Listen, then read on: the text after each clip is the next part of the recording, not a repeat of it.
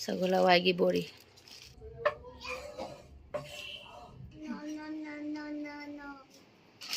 ꯌꯥꯝ ꯍꯥꯎꯏꯅꯦ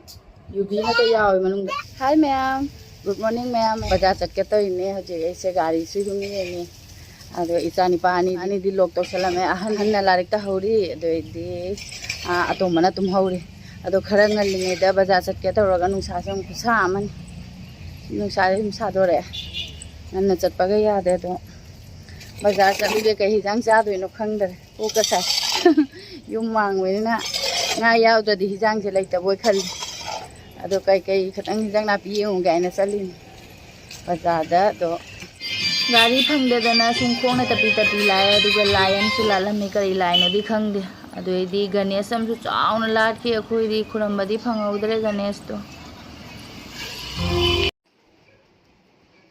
ꯕꯖꯥꯔꯗꯒꯤ ꯍꯜꯂꯛꯄ ꯑꯩꯈꯣꯏ ꯄꯔꯨ ꯕꯦꯒ ꯍꯟꯈ꯭ꯔꯅꯤ ꯑꯁ ꯃꯥꯏꯒꯤ ꯍꯨꯃꯥꯡꯁꯦ ꯐꯖꯅ ꯍꯨꯃꯥꯡ ꯁꯧꯗꯣꯛꯑꯦ ꯅꯨꯡꯁꯥꯗ ꯆꯠꯂꯝꯤꯅ ꯑꯩꯁꯦ ꯀꯥꯎꯔꯦꯕ ꯃꯥꯒꯤ ꯑꯆꯥꯄꯣꯠ ꯌꯥꯎꯔꯛꯇꯦ ꯍꯥꯏꯅ ꯕꯦꯒ ꯌꯨꯝ ꯍꯦꯛ ꯌꯧꯔꯛꯄꯒ ꯕꯦꯒꯁꯦ ꯃꯥ ꯍꯟꯗꯣꯔꯕ ꯑꯗꯨꯗꯤ ꯅꯨꯡꯉꯥꯏꯇꯗꯅ ꯑꯃꯨꯛꯀ ꯑꯩꯈꯣꯏꯒꯤ ꯂꯝꯕꯤꯁꯦꯗꯤ ꯂꯦꯞꯍꯧꯔꯒ ꯑꯉꯥꯡꯒꯤ ꯑꯆꯥꯄꯣꯠ ꯌꯥꯎꯔꯛꯇ꯭ꯔꯦ ꯍꯥꯏꯅ ꯑꯃꯨꯛ ꯈꯣꯡꯅ ꯈꯛꯇꯪ ꯆꯠꯈꯠꯂꯒ ꯑꯃꯨꯛ ꯗꯨꯀꯥꯟ ꯑꯃ ꯂꯩꯔꯝꯃꯦ ꯑꯗꯨꯗꯒꯤ ꯂꯩꯕꯤꯔꯛꯏꯅꯦ ꯑꯆꯥꯄꯣꯠ ꯂꯩꯔꯛꯇ꯭ꯔꯗꯤ ꯃꯥꯁꯦ ꯃꯃꯣꯟ ꯅꯨꯡꯉꯥꯏꯔꯣꯏꯗꯣꯏꯕ ꯃꯥꯗꯤ ꯂꯦꯁ ꯆꯥꯏꯌꯦꯕ ꯑꯩꯈꯣꯏꯒꯤ ꯒ꯭ꯔꯤꯟ ꯃꯆꯨꯗꯣ ꯑꯗꯨꯗꯣ ꯆꯥꯕꯅꯦ ꯑꯗꯣ ꯂꯩꯔꯝꯗ꯭ꯔꯦ ꯈꯤꯇꯪ ꯑꯃꯨꯛ ꯀꯥꯈꯠꯅ ꯆꯠꯇꯣꯏꯗꯣ ꯋꯥꯃꯟꯈꯤꯗꯅ ꯑꯇꯣꯞꯄ ꯖꯍꯥ ꯑꯐꯪꯕ ꯄꯨꯁꯜꯂ ꯂꯥꯛꯑꯦ ꯄꯤꯖꯔꯒꯦꯅ खरा ngन चले कदौदो नुसा से थोलपना साथीना साइबो लांगे nga yaudradi bazaar se kari tawdoino khangmom ga khangdeda si sangom mafam ani sangom ne ai hoji cha thani sangom apple yam honge bo hangedi kaino edi chani cham yang khai mai toromani apple da su yam phaba na taba handakti ngasi gi sidi pha su phai sigi apple se phai manam su nungsi yam keji da lupa samai आधा KG नि रुपा यांखई गिन ngasi se khoi gi ai mushroom moina leire mushroom thonga gaina karino hijang se chabham khangdamina lafoi sina yong lafoi se kya kangno mana tari khak ni hai bani tari khak to rupa 15 ni se mula si kaidra si mula simga adoi di si fulgobi singma rupa 10 ne fulgobi se rupa kya no hai rupa 35 ne अदे लुपा मंगा हनिंगाई लेते आइना से हापैबा मुला से हापैबा आइना साग चारासु फरे हावरने आइना कोले हवाईगा हापचलगने रे पोरे जम्बता सानरे मुला सिसु यामनदी मुला से इसु पामदेबा अदो अंखक्तंगदि ओइसु फरे लौरे बेदि सिने यनम याम तांग्रे पिक्सु पिक्सले सांगबसु सांगद्रे असिसे अहुमदे लुपा कुन तोरमिने ngasidi amade lupa 10 hai बेसेने असि मशरूम थोंगा मशरूम पूरा लाए चारगे मशरूम से थोंगे फजना सिना फदिगोम चनमगा सिंगा से एलोवेरा ने पतंजलि की एलोवेरा से ऐदी नाइट क्रीम डे क्रीम गाना बहु सिजिनदे माइ तालोबगे एलोवेरा जेल से नांजल टोमेटो से केजी दे लुपा 90 आधा केजी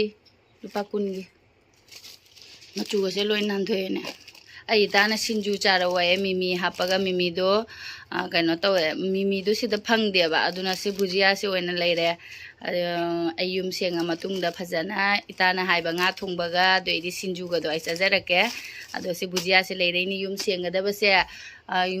अखोइगी युमजगा से नोइ मारे युम सेंगबदि लेबा गोपा युमजगा से नुमि तो मारे nga tangdoise hayeng ama nga tangadani aba ado amko mi ama legidramina amu chonthare chonthramine yumjega se nga tangdoini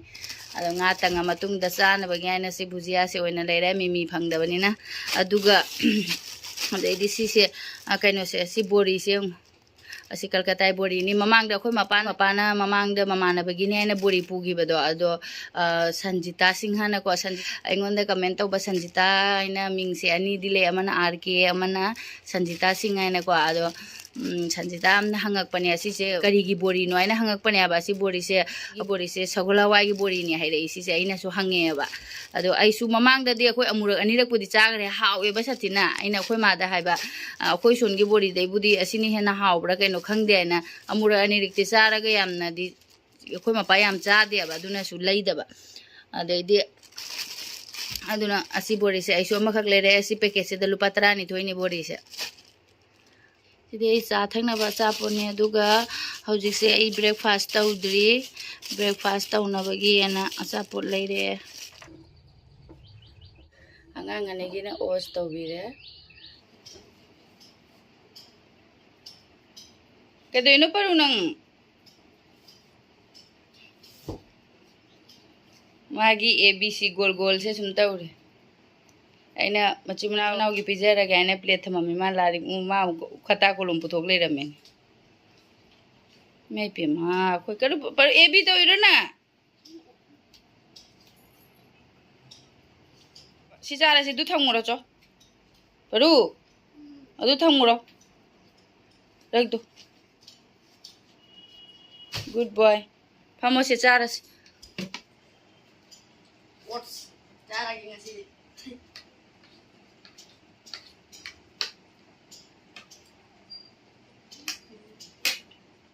I charring and I mucharu. Moyani shoes on the sanaring the eggisu coffee pour a line. Oh, sorry, when in a cake, says I the sorrow dragon. Moyani is a tambira get over I sarag. Cake sepura delay, you muragan sing a kind of toxic cake or am the ꯀꯤꯒꯣꯏꯔꯝꯗꯣꯏꯅꯣ ꯍꯥꯏꯅ ꯈꯜꯂꯦꯅꯦ ꯑꯗꯨꯁꯨ ꯌꯥꯝꯅ ꯈꯟꯗꯕꯤꯗ ꯁꯨꯝ ꯆꯥꯁꯜꯂꯅꯤ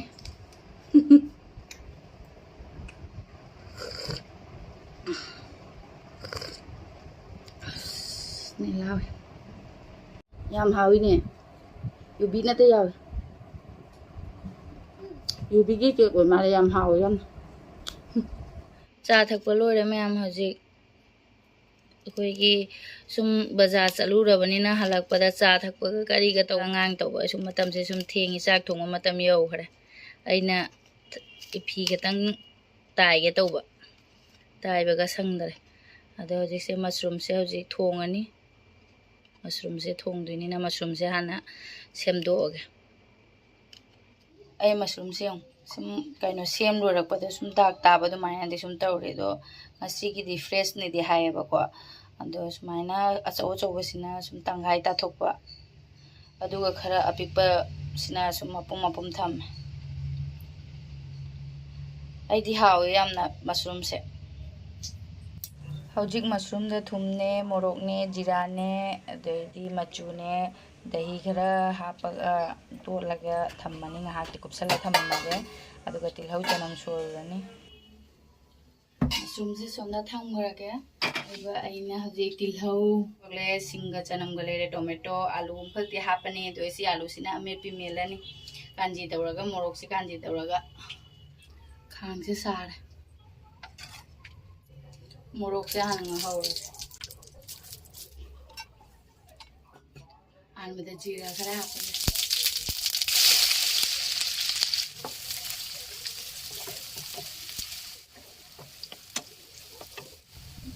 सिंगा चना कच्चा चला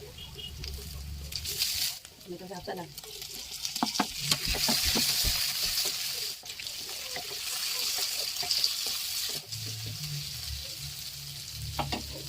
थुम खरा चला सिदे थुम हाकी बनेना खरा दिवात ना हापे जान मचू खरा चला आई मोरक असुबसे याम दि हापलो अतोंबसे चाबा ngमोयबा याम हापै मोरक सासु याम चांगम येन थोंबा अदोइदि येन थोंबदगदि सु मोरक सारसु चाय तुम हिजाम अतोपा हिजामदि सारदि याम सारदि चाव याद देना याम हापरे सदा भातंग उपसलगा जाय थंगे आई कुकर से सुकाम असे कइनो संगो मफंबा हापनिना असाबसिदा हैजलदि संगो मफंबा से का पोखाइरकनेबा पोखाइगिनि अदुना हावरोइदबा टेस्ट तो अदुना मई से मुथलगा इंहल मतुंगदा आई हापे से खरिगोम पाउडर से हापचलगे खरा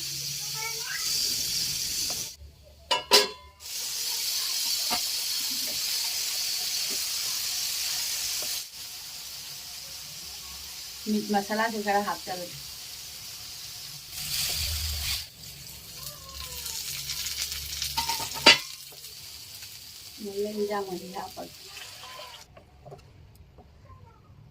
ꯁꯧꯍꯜꯂꯅꯤ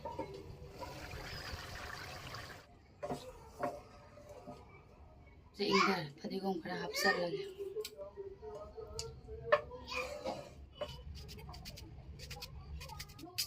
ꯑꯩ ꯏꯇꯣꯝꯇ ꯆꯥꯗꯣꯏꯅꯤꯅ ꯌꯥꯝꯕꯗꯤ ꯌꯥꯝꯗꯦ ꯃꯦꯠꯄꯁꯦ ꯑꯗꯨꯒ ꯍꯤꯟꯖꯥꯡꯁꯨ ꯂꯣꯏꯔꯦ ꯃꯌꯥꯝ ꯑꯩꯈꯣꯏ ꯆꯥꯛ ꯍꯤꯟꯖꯥꯡ ꯂꯣꯏꯔꯦ ꯃꯣꯏ ꯑꯅꯤ ꯍꯥꯟꯅ ꯄꯤꯖꯊꯣꯛꯈꯤꯒꯦ ꯑꯩ ꯆꯥꯛ ꯊꯣꯡꯕꯩ ꯁꯥꯏꯌꯦꯕ ꯌꯥꯝꯅ ꯑꯗꯨꯅ ꯉꯥꯏꯍꯥꯛ ꯂꯩꯔꯒ ꯃꯣꯏ ꯑꯅꯤ ꯆꯥ ꯂꯣꯏꯔ ꯆꯥꯔꯒꯦ ꯃꯁꯔꯨꯝ ꯊꯣꯡꯕꯁꯦ ꯂꯩꯔꯦ ꯑꯃꯦꯠꯄꯤꯁꯦꯗ ꯐꯗꯤꯒꯣꯝ ꯈꯛꯇꯪ ꯍꯥꯞꯆꯤꯟꯒꯦ ꯇꯧꯕ ꯇꯜꯂꯦꯅꯦ ꯐ꯭ꯔꯦꯁ ꯃꯅꯨꯡꯗ ꯍꯥꯞꯆꯤꯟꯒꯦꯔ ꯑꯃꯨꯛ ꯂꯧꯊꯣꯛꯑꯒ ꯍꯤꯟꯖꯥꯡꯁꯤꯗ ꯍꯥꯞꯈꯤꯕ ꯐꯗꯤꯒꯣꯝꯗꯣ ꯈꯔ ꯍꯥꯞꯄꯝꯒꯗꯕ ꯑꯗꯣ ꯃꯆꯥꯔꯣ ꯍꯥꯎꯔꯅꯤ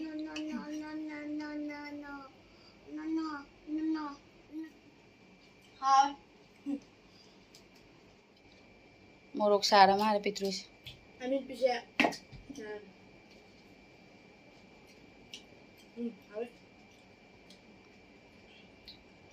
इसिंग उमले जों कोई अइने मोरक पुदी खरा वाटना हापने अबदुसु कोई मसाला दो मीट मसाला मुसिके के यावनीना साबदो दुने हिलिने अबदुने इसु खंगना मोरक से तंग हापा अदे सारा मारे हवट खरे मासे चाने थाजदरे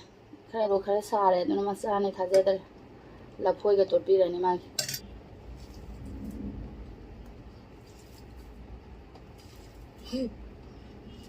हाउरे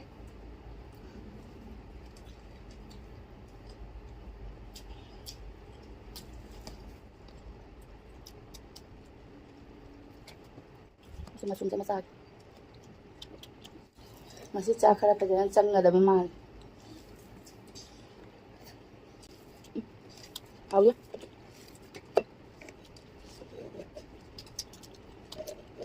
हमें पीछेगा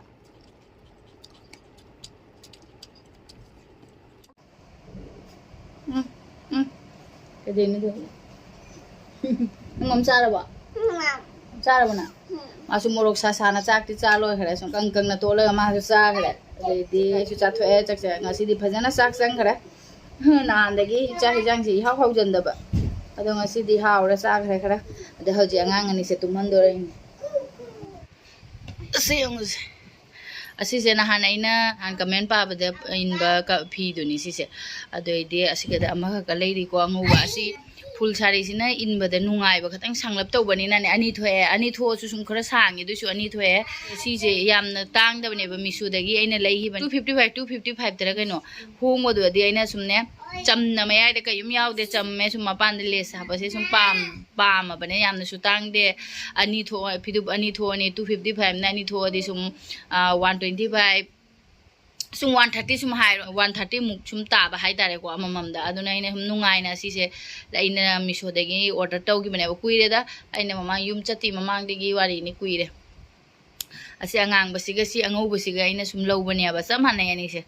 अंगौ बसिना असिसु मपुमदगी थंगाय खाइदो आइना युमदा अमदि इनारगा युमदा थममे अदोइदि सिना व्हाइट नि व्हाइट सिसु अनि खाइदोयागा अमना दी चुन्नी ओइथोएबा यामना सु तांगदबनि नाइना अमा तंगाय खाइदोगा चुन्नी ओइथोए दुगा दैना लेस का हापचलगा दैदि किनार नपसलगा सुम चुन्नी ओइखरे अस नोंग फजना कन्ना चुरे अदो होजि असिगी व्हाइट से मपान याउद्रि सि मपान सिदि लाए अदोइदि अदुगा सि मतसे द लोर असि मपान से याउद्रे सि मपान से याउद्रे अदु लेसे लेतना आई सिसे फिदुप से सुम इंदरेबा आइदि पामी कगिनो खंगदे सुम चमना फजनने अदोगी से ब्लाउज फी अनि खग लेरे हम असिगी अंगांग बसिगे द ब्लाउज फी हम सु यावरे 255 द सुम ब्लाउज फी सम सु यावरा अंगांग बसिगी न सिगम लेरे अदो अंगौ बसिगी सिनियाबा अदो चमने द करमना खंगदे चमना मिना अदो ब्लाउज अमा तुरसु यारे न तुरगे अदुगा असिमना का माइना का सुमाइना का मपान से असी मपान से दई हापसलगे तोइनेबा अदो ngасai बाजार दे हल्लागा आई तौगे खनमनी तौ ngomdre अदो हौजे अंगांगनी से तुम हल्लागा गासी से ताइसल लगे मपान लेस मा ताइसल लगे दिखन ले अदुगा चाक तो लोरपगी नोंगा चुथरे तुमबु तुमनिंगे मिसे येंगे तो सुमयाम अदो सुम वीडियो सी मतांग जे लोइसनजरगे ngमगद्रा ngमोइद्रा खंगे तुमनिंगा दि तुमदोखरानी लोइसनजरगे को मथंगी वीडियो दा फंगनारस